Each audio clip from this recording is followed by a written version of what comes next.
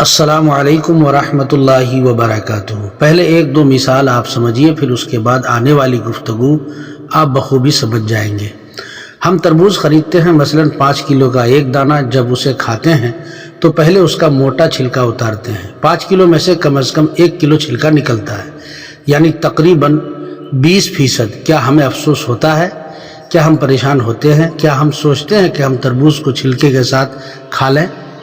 نہیں، بالکل نہیں۔ یہی حال کیلے، مالٹے کا ہے۔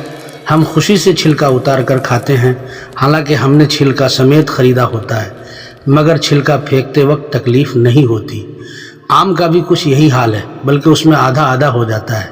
ہم مرغی خریدتے ہیں زندہ، ثابت، مگر جب کھانے لگتے ہیں تو اس کے بال، کھال اور پیٹ کی آلائش نکال کر پھینک دیتے ہیں۔ کیا اس پر دکھ ہوتا ہے؟ نہیں۔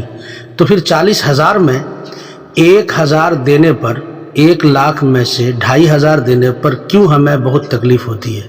حالانکہ یہ صرف 2.5% بنتا ہے، یعنی 100 روپے میں سے صرف 2.5 روپے۔ یہ تربوز، کیلے، آم اور مالٹے کے چھلکے اور گٹھلی سے کتنا کم ہے؟ اسے زکوٰۃ فرمایا گیا۔ یہ پاکی ہے، مال بھی پاک، ایمان بھی پاک، دل اور جسم بھی پاک۔ اتنی معمولی رقم یعنی 40 روپے میں سے صرف 1 روپیہ، اور فائدے کتنے زیادہ، اجر کتنا زیادہ، برکت کتنی زیادہ، ہمیں اور آپ کو سمجھنے کی ضرورت ہے۔ السلام علیکم ورحمۃ اللہ وبرکاتہ۔